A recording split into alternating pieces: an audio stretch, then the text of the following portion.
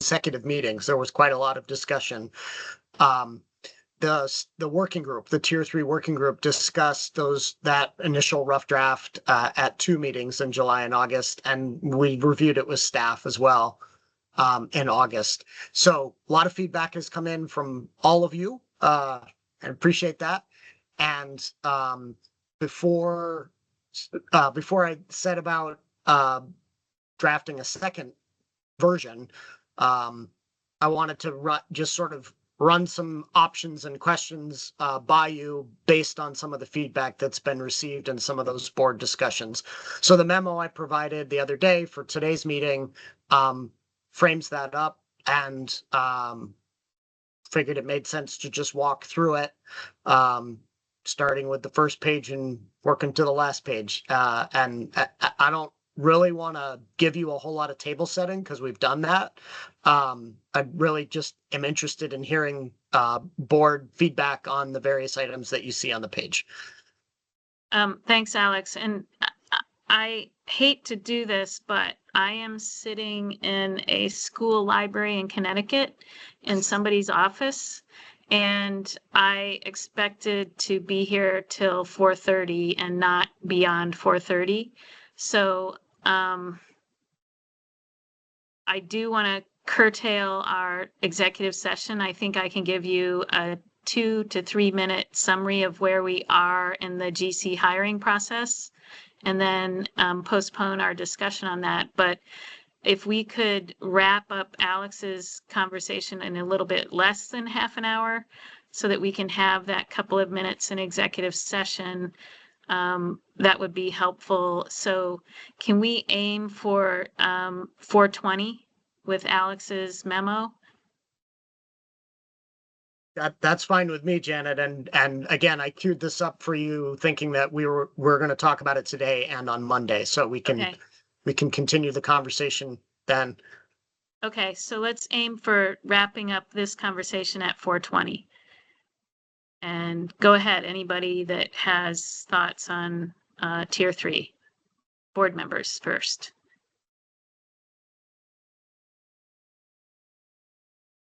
Go ahead, Brooke. Yep.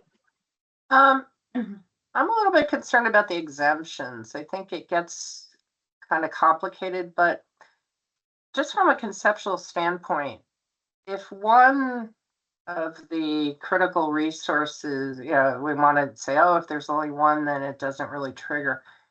But that one can be a significant impact. So I just wanted to kind of throw that out there. I'm not really understanding. To me, I want a clear trigger and not a trigger that's like, oh, but then if it's only that thing, I mean, it's like, why do you even go through the analysis in a way? So Brooke, when you say that one thing, you just mean one of the examples of the exemptions that were listed in the document, like road and driveway infrastructure within 50 feet of an existing road or driveway? That one's not an easy example for me because I was kind of like, what? Now, what all I'm getting at is I like clear triggers. And when you create a trigger that's then it's like, oh, but it's not a trigger if it's this or that or only this. That I'm just talking conceptually. To me, I think that overcomplicates matters. Brooke, are you talking about the before proposed, if it's less than 15,000 square feet, that kind of exemption, unless this is like the board rule, the rules, the draft where it's like the last part is a bunch of exceptions. Oh, right. But Brooke, the trigger, as we discussed, is being simplified, right? We talked about jettisoning this 15,000 square feet and just saying, essentially, any construction of improvements within a tier 3 area. I gave you a couple options on that front, but that's the rub, would be jurisdictional. But then, yes, there are certain exemptions to consider as well. And like you and I discussed, Act 250 is rife with exemptions. And so I don't know why we wouldn't have some within the tier 3 areas as well. Agricultural and forestry operations being maybe the most significant because there was a lot of discussion about that at our meetings and at the stakeholder meetings. Are there particular exemptions you want to get rid of? Because I don't think the trigger is complicated. It's just whether you dislike some of the exemptions. I mean, I'm talking more of a conceptually, because while I realize that there are an awful lot of exemptions, that's happened over a really long time. Act 250 has been, depending on how you want to characterize it, eroded is one way to suggest it. And that in and of itself, I mean, it's a very long definition of what development is. Yeah. So to say, oh, well, don't worry, we have all these exemptions anyway, everyone's used to that, I think it just creates a situation that then is more complicated. And, you know, everyone wants us to simplify everything. And it's like, so now we have this whole new thing. And so to help simplify my understanding where to go based on your comment, on page 6 of the document, that's where the exemptions are listed. The first 4 are specific. The 5th one is that sort of general one that says all of the existing exemptions for activities not included in the word development as outlined in statute currently, we're going to retain those. So would you want me to focus in on those and paring down that existing list of exemptions with regards to tier 3, or is there something specific about the first 4 that you want to either strike or revise? when you say it, which are you talking about when you say the first 4? Because Alex, can you put it up on screen? Yep, will do. Sorry. Thanks. That's okay.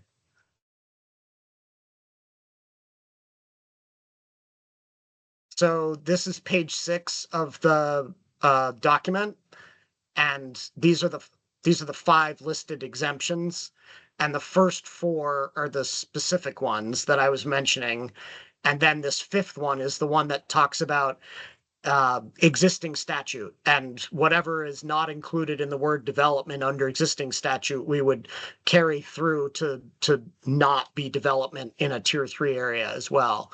And as Brooke said, there's a long history, and it's a long list. So that's my question, Brooke. Is that where you want me to focus, refining in the second draft, or is there something in the first 4 that you want me to refine? Let me touch base with you offline about this, because we're really pressed for time and I don't have my thoughts fully formulated. So okay, that's fine. Yeah, I'd like to discuss it further anyway too. I'd like to think about it a little bit more, because this is tier 3. This is where these are what we are calling critical resource areas, where there wasn't jurisdiction before, and maybe the general exemptions that are in place shouldn't be in place there. The long list. Sarah had her hand up. So Sarah, what are you thinking?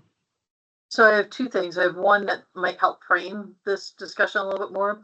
I like where you're going with this, Alex, and amazing job. First of all, this has been like a lot to like parse through, and I think it was evident in terms of looking at things that there are so many other moving bits and parts, particularly with floodplains, that in data and mapping, that this is probably going to be a continuing conversation even after we adopt tier 3, because there's so many moving parts, all of which we can't account for right now. But I think that the one thing in it, I was doing sort of number analysis, was with these exemptions. I think we might want to make an inclusion for ADUs, accessory dwelling units. So state statute exempts, I think it's up to 900 square feet from municipal bylaws in terms of development review practice. I just worry about if you put number 1 and number 2 together, you could, by creating an ADU on a parcel within a tier 3 area, trigger Act 250. And I don't think that's necessarily the intent here, is to make housing tougher. I think that there are instances where the ADU can't be attached to the structure, it would need to be separate. So you could go over that 200 square foot threshold. And then if you were doing water, wastewater improvements that weren't necessarily for the existing primary, but for a secondary or the accessory dwelling unit, you could then trigger Act 250 for your water, wastewater improvements. So that's just was the first piece I had in terms of helping frame the exemptions and why I think maybe a little more leniency could be pled for. I have a secondary comment that's not under exemptions, if I could throw that out. Sure. All right. Under the reduced review criteria, I am going to advocate again for we should be using the reduced review criteria. I don't think that, and this sort of depends on where we're at with the exemptions, but particularly if you were doing accessory dwelling unit, having to pay prime ag mitigation or do an archaeological investigation to create that ADU is not an area that I think not an intended consequence that we have. And I do think that we should still continue to look at the reduced review criteria. Thanks. So Sarah, I'm glad you brought that up because several questions came up in the stakeholder meetings, the working group meetings, legal questions. And one of them was about whether Act 181 gives the board authority to even contemplate a reduced review scenario where some of the 10 Act 250 criteria would not apply to the review in a tier 3 area. And so I asked Rebecca to think on that with her legal hat on, that and a couple other questions actually. And she responded just yesterday. I asked her, I said, could you please, respond before this meeting? Her opinion is that we actually don't have the authority to create a reduced review scenario for tier 3. She reread the statute and Act 181 and doesn't think that that's something we have the power to do. So I apologize that it even came up, but it came up as a suggestion during the working group meetings, and our attorney is telling us we can't go there. All right. I think to that extent, there's an existing exemption too for ADUs that goes until I think 2028. That's and right. that might be worthwhile asking for in terms of a legislative fix, in terms of an extension too. So just a thought. Or making it permanent, Sarah? Yes. Okay. Kirsten, do you have any thoughts to share on this memo today? I do have some thoughts, but my preference is to provide them all on Monday. Okay. Still ruminating on some of it. Yeah. It's a lot. Yeah, it is a lot. As Sarah said, Alex, you've done a great job of putting it all together for us. And yeah, we just need to process it and come out with a decision on some of these points. Yeah, so that's all fine, and we're running out of time. Two things. One, on Monday, fewer compliments and more feedback. And second, we have some A&R folks who are here today, and I don't know if they wanted to speak before we run out of time. I'd love to give them the opportunity. I would too, actually. Billy, Charlie. I'm here mainly to monitor and answer questions, but I know Bob and Charlie are here as well. So if they have any specific thoughts, I have a couple comments I'm happy to share, but would defer to Bob and Charlie. I was here mainly just to listen and answer questions if they came up, but thanks for the time. And Bob's Same here. nodding. Thank you. Okay. Okay. Great. So Billy, if you have a quick couple of comments, that'd be great to hear. I think, and I know that I suspect this will come through in the next draft, but I think really, it sounds like you've begun, you're starting to coalesce around some agreement around which resources are going to be included, you know, a little bit more work on what the jurisdictional triggers and exemptions are, which I'm confident you'll be able to sort out. I think how this is implemented is going to be really important because this is a different type of jurisdiction that we've seen before. It doesn't apply to the entire parcel, which I think is appropriate. So really thinking through like what's going to happen when jurisdiction is triggered on portions of parcels, how that does or doesn't affect future development, amendments, all that stuff. Just the kind of nuts and bolts implementation of this, given the way that Act 250 works, the kind of somewhat permanent lien it puts on the land. I think it's going to be a really important thing for you all to do with your staff. So we just encourage, as you get through these kind of thorny substantive issues, to think about those implementation pieces, because I have my own questions that I'm happy to share with Alex, but I do think that's going to be the next piece that needs to get worked through. Thank you, Billy.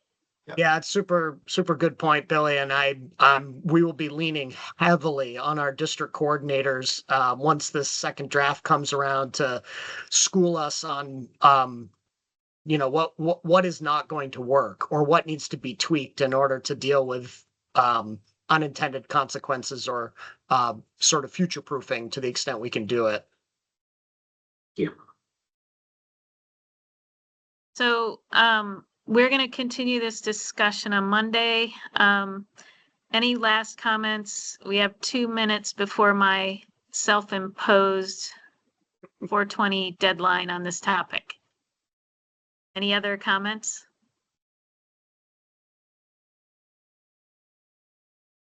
Okay, thank you. The next item on the agenda is an executive session to discuss personnel matters. Do I have a motion to go into executive session?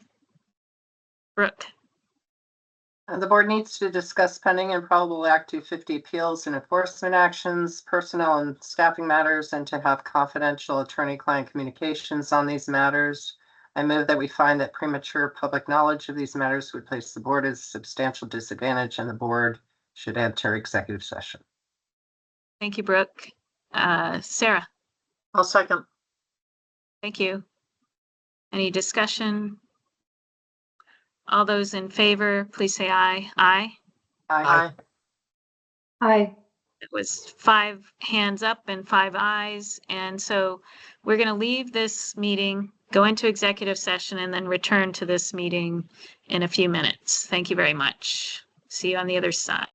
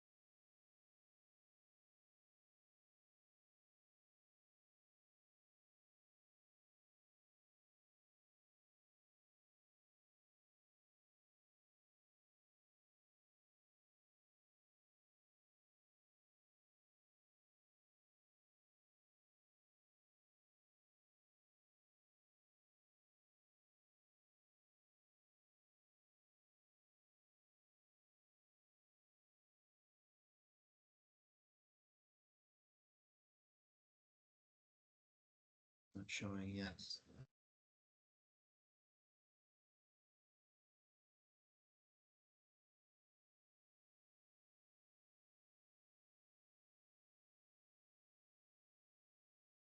There you go. Oh, you had it. Yep, Okay, so you see it, yep. but you see it in Mhm. Yeah. Sorry, Here. Do you want to do it here or no? Yeah. Pete, this is Jenny. Your mic is on coming across through the main meeting.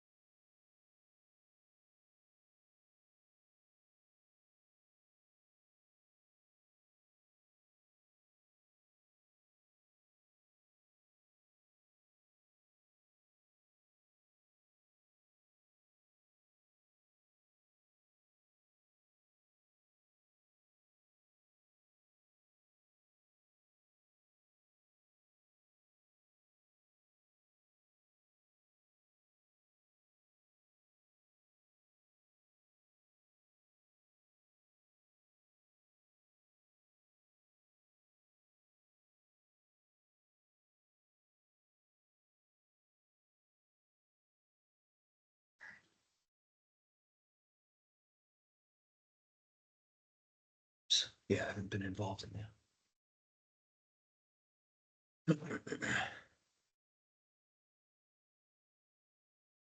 Looks good on this end.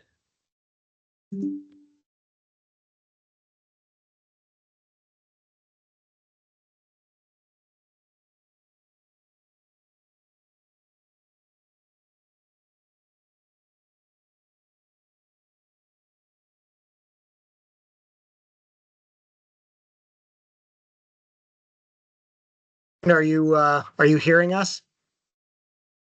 You appear to be muted. Yes, we can hear you. Okay, I'm just thinking that if our last action is to adjourn, we could probably do it without Janet. Well, why don't we? And then Agreed. she I'll- doesn't have I'll- to fumble. You have a All right, I'll quorum. just report back that we came back out of executive session. We don't have any decisions to make. So with that, I take a motion. Adjourn. Alex made a motion to adjourn. Do I have a second? Brooke? All those in Second. favor of adjourning, please say aye. Aye. Aye. Aye. Hi. Perfect. Thank you guys so much. Have a good evening. Hi, everybody. Thanks, everyone.